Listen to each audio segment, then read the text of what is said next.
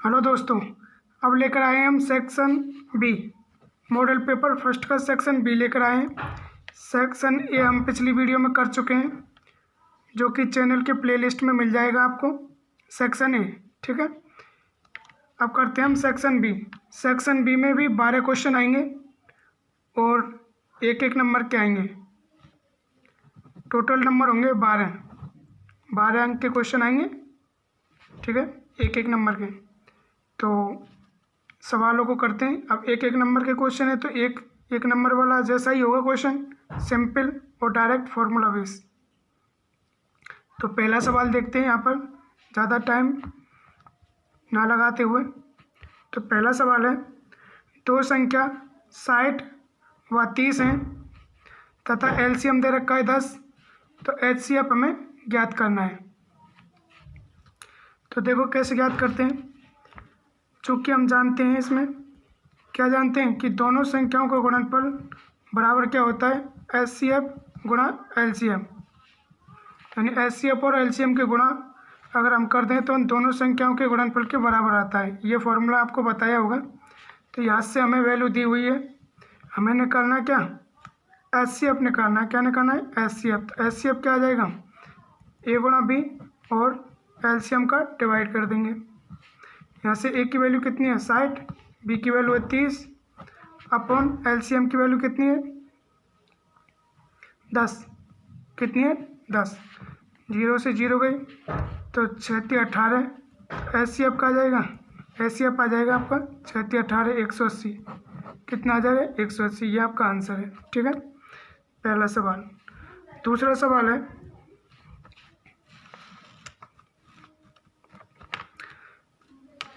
X square plus 7x plus के समीकरण का एक शून्यांक -5 है, तब के का मान ज्ञात कीजिए। किसका, के का मान ज्ञात कीजिए। तो देखिए के का मान कैसे ज्ञात करते हैं हम।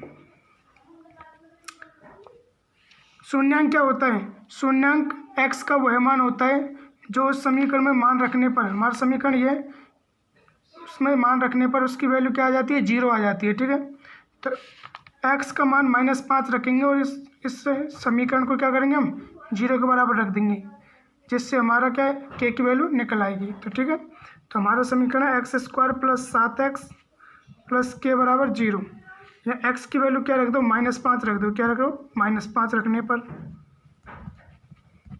तो x की वैल्यू -5 रखेंगे तो -5 का स्क्वायर प्लस 7 गुणा -5 प्लस के बराबर 0। इधर -5 का वर्ग करेंगे, कितना आएगा 25। या मल्टीप्लाई करेंगे 35 माइनस के प्लस के बराबर 0। इधर देखो -35 में से 25 गए तो कितने बचेंगे, -10 प्लस के बराबर 0। तो यहाँ से आ जाएगा के बराबर 10। तो इसका उत्तर कितना हो गया, 10 हो गया, ठीक है। अगला क्वेश्चन, एक नंबर का क्वेश्चन है, ऐसे ही आएंगे सीधे सीधे से क्वेश्चन है, 2-2 स्टेप के, एक स्टेप के, लास्ट 3 स्टेप में क्वेश्चन हो जाएंगे। अगला है, शून्यांकों के गुणनफल का सूत्र लिखो। डायरेक्ट सूत्र ही पूछा है इसमें। तो सूत्र क्या होता है शून्यांकों का गुणनफल, कोई भी द्विघात समीकरण दे रखा है, जैसे x square plus b x plus c बराबर 0। तो इसका शून्यांकों का योगफल क्या आ जाएगा, मान के चलो इसकी 2 शून्यांक है अल्फा और बीटा, तो इनका योगफल निकालना है। अल्फा इंटू बीटा बराबर क्या होता है, माइनस के बी अपॉन ए। ये इसका क्या होता है, फॉर्मूला होता है, ठीक है, ये सूत्र होता है।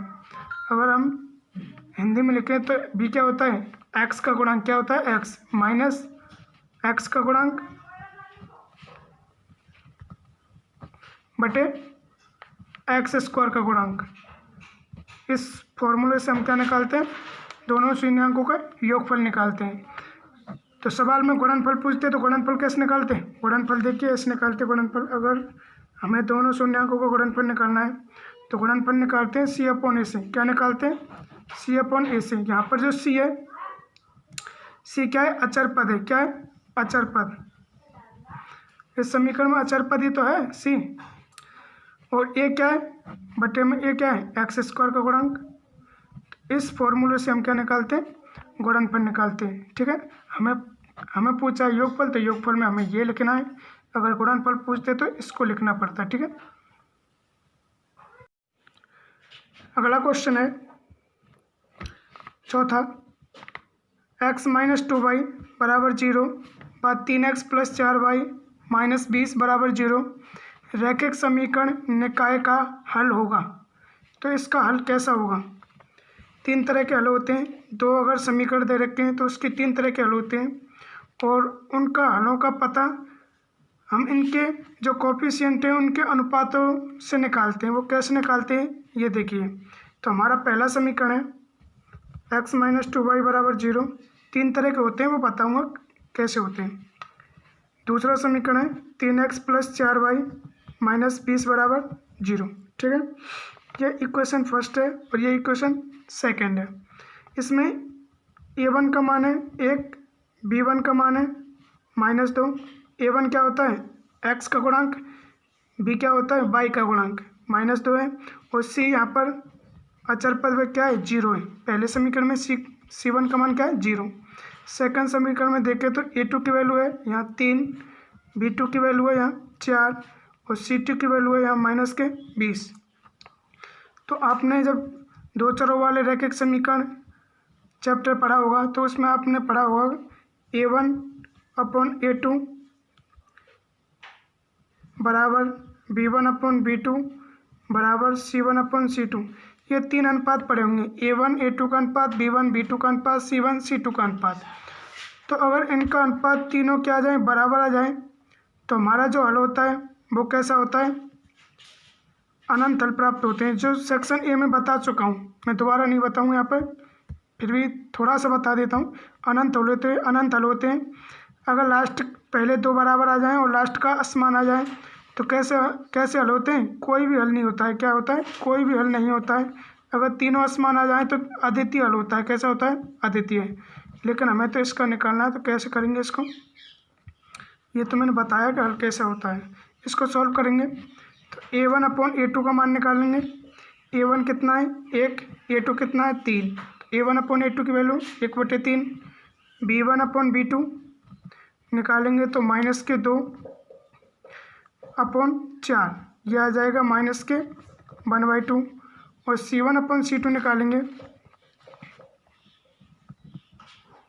तो यह आएगा आपका 0/-20 मतलब 0। तो यहाँ से पता चल रहा है कि a1/a2, b1/b2 और c1/c2 तीनों के मान क्या हैं? अलग अलग हैं। क्या है? अलग अलग हैं। तो यहाँ लिख सकते हैं चूँकि a1/a2 does not equal to b1/b2 does not equal c1/c2। तीनों क्या हैं? अलग अलग हैं, यानी बराबर नहीं है। तो हम लिख सकते हैं अतः समीकरण निकाय का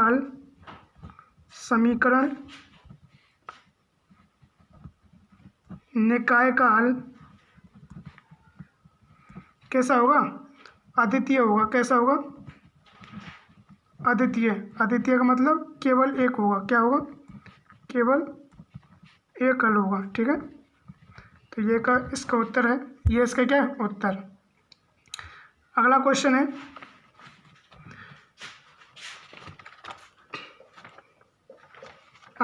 है द्विघात समीकरण के शून्यांकों की संख्या बताइए। तो द्विघात समीकरण के शून्यांक कितने होते हैं? 2 होते हैं। अगर त्रिघात समीकरण होता तो 3 होते हैं। अगर चतुर्घात होता तो 4 होते हैं। तो यहाँ डायरेक्ट लिख सकते हैं द्विघात समीकरण के जो शून्यांक होते हैं उनकी संख्या कितनी होती है? 2 होती है। ठीक है भाई, 1 नंबर का क्वेश्चन है तो डायरेक्ट भी पूछ सकता है वो। तो ये डायरेक्ट वाला ही क्वेश्चन है, ये भी डायरेक्ट ही था। a1/a2 b1/b2 अनुपात निकालना था, ऊपर वाले में डायरेक्ट बताना था। तीसरा है x² - 3 के शून्यांक ज्ञात कीजिए। तो x² - 3 के शून्यांक कैसे ज्ञात करेंगे? इस समीकरण को 0 के बराबर रखेंगे। इस समीकरण या व्यंजक को क्या रखेंगे? 0 के बराबर रखेंगे और x की वैल्यू निकालेंगे यहाँ से। तो यहाँ देखो समीकरण है x² - 3 बराबर 0।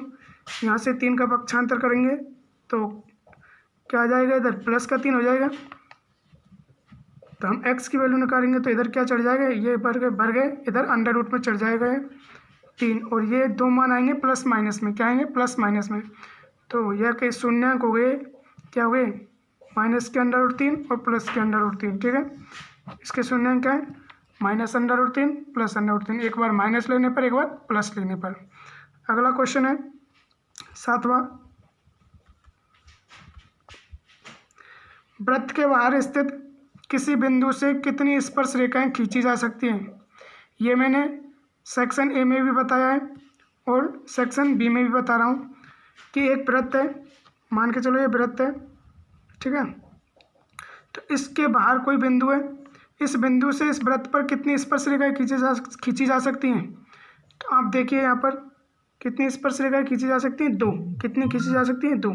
देखो एक इधर से ये खींची जा सकती है और एक इधर से ये खींची जा सकती है। ओनली 2 खींची जा सकती हैं, ठीक है।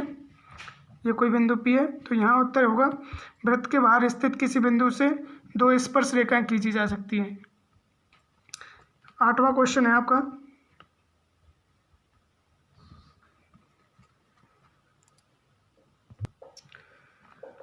क्वेश्चन है मूल बिंदु के निर्देशांक लिखिए।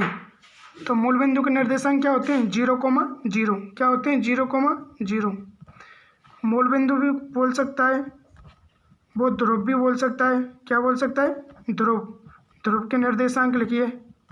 बात एक ही है, ठीक है, बात क्या है एक ही है। ध्रुव क्या होता है, मूल बिंदु क्या होता है, ये एक्स एक्सिस है वाई एक्सिस है, यानी एक्स एक्सिस और वाई एक्सिस जिस बिंदु पर काटते हैं वो उसका ध्रुव या मूल बिंदु कहलाता है। और मूल बिंदु पर जो पॉइंट होते हैं वो एक्स का मान भी 0 होता है, वाई का मान भी 0 होता है। तो मूल बिंदु के निर्देशांक 0,0 होते हैं, ठीक है। 1 नंबर का क्वेश्चन है, डायरेक्ट है। अगला क्वेश्चन है 9वां क्वेश्चन है 1 + tan स्क्वायर थीटा का मान होता है, तो क्या होता है, इसका मान होता है सेक स्क्वायर थीटा। क्या होता है सेक स्क्वायर थीटा, आपने पढ़ी होगी त्रिकोणमिति सर्वसमका में 3 सर्वसमकाएं होती हैं। एक होती है, पहली होती है sine square theta plus cos square theta बराबर 1, दूसरी होती है 1 + tan स्क्वायर थीटा बराबर सेक स्क्वायर थीटा, और तीसरी होती है 1 + कॉट स्क्वायर थीटा बराबर कोसेक स्क्वायर थीटा। तो इसमें से कोई सी भी पूछ सकता है। हमें पूछा था 1 + tan स्क्वायर थीटा, तो क्या होता है सेक स्क्वायर थीटा, ठीक है। इसमें 1 + कॉट स्क्वायर थीटा भी पूछ सकता है, तो बराबर क्या होगा कोसेक स्क्वायर थीटा। पक्षांतर करके भी पूछ सकता है, tan स्क्वायर थीटा का इधर पक्षांतर कर दें तो बनेगा क्या, यहाँ बनेगा सेक स्क्वायर थीटा माइनस इधर पक्षांतर करेंगे tan का, तो tan स्क्वायर थीटा की वैल्यू क्या होगी, तो इसकी वैल्यू होगी 1 ही तो बचेगा फिर इधर। तो ये इस तरह के क्वेश्चन 1 नंबर में पूछे जा सकते हैं। अगला क्वेश्चन है क्वेश्चन नंबर 10, tan थीटा का त्रिकोणमिति अनुपात लिखिए। तो इसका जो tan थीटा का जो त्रिकोणमिति अनुपात होता है वो होता है tan थीटा बराबर लंब बटे कर्ण, यानी लंब और आधार का अनुपात होता है, ठीक है। आपने पढ़ा होगा लाल बटे कक्का। तो इसमें जो पहला बॉक्स होता है ये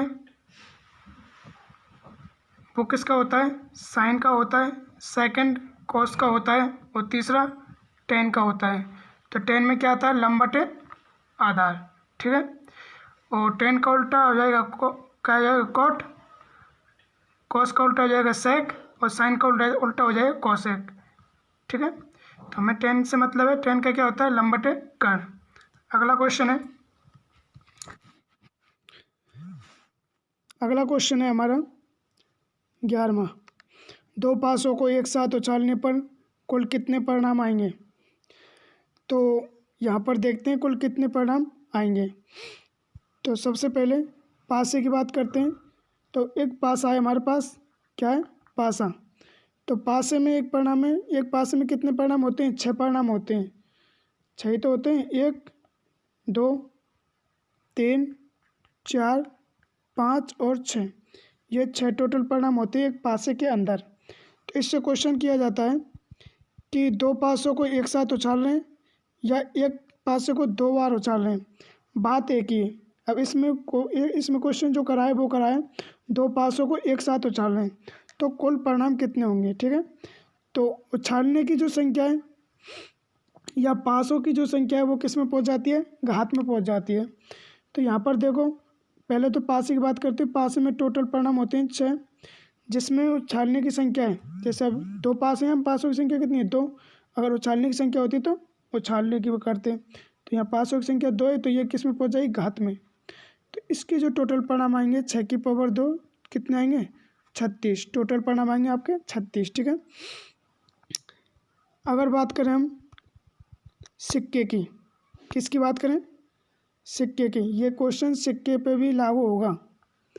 किस पर होगा, सिक्के पर। सिक्के पर कैसे होगा कि एक सिक्के को 2 बार उछाल रहे हैं या 2 सिक्के को 1 बार उछाल रहे हैं, तो कुल परिणाम कितने आएंगे।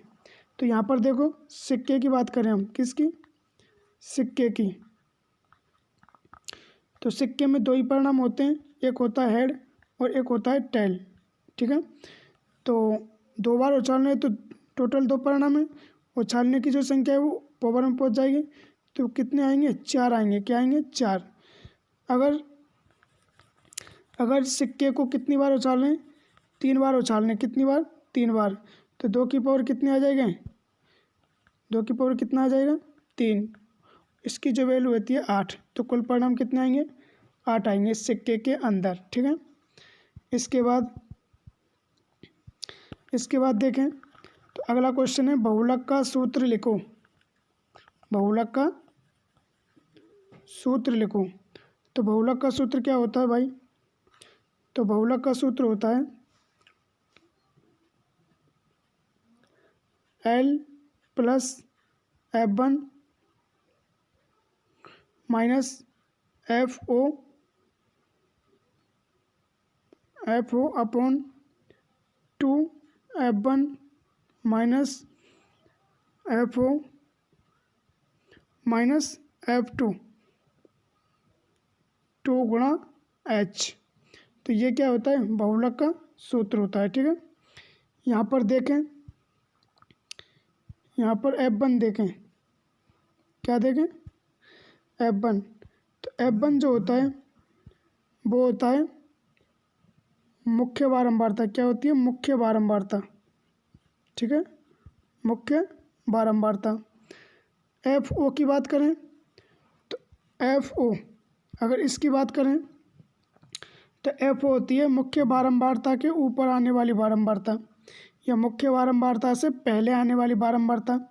क्या होगी, मुख्य बारंबारता से पहले जो आती है बारंबारता उसको क्या कहते हैं, उसे क्या कहते हैं, FO, ठीक है। F2 की बात करें तो F2 जो आती है वो मुख्य बारंबारता के बाद में आती है। किस में आती है, बाद में, ठीक है। मुख्य बारंबारता के बाद में आने वाली जो बारंबारता होगी वो क्या होगी, F2। इसके बाद आपका H है, तो H क्या होता है, वर्ग अंतराल। क्या होता है, वर्ग अंतराल, ठीक है। H क्या होता है, वर्ग अंतराल। अगर बात करें हम किसकी, L की, तो L होती है निम्न सीमा, वर्ग अंतराल की निम्न सीमा। तो यहाँ पर आपके सेक्शन बी के क्वेश्चन ख़त्म होते हैं। और आपको अगर वीडियो अच्छी लगे तो प्लीज़ इस चैनल को सब्सक्राइब करें और शेयर भी करें। सेक्शन सी जल्दी आने वाला है। Thank you.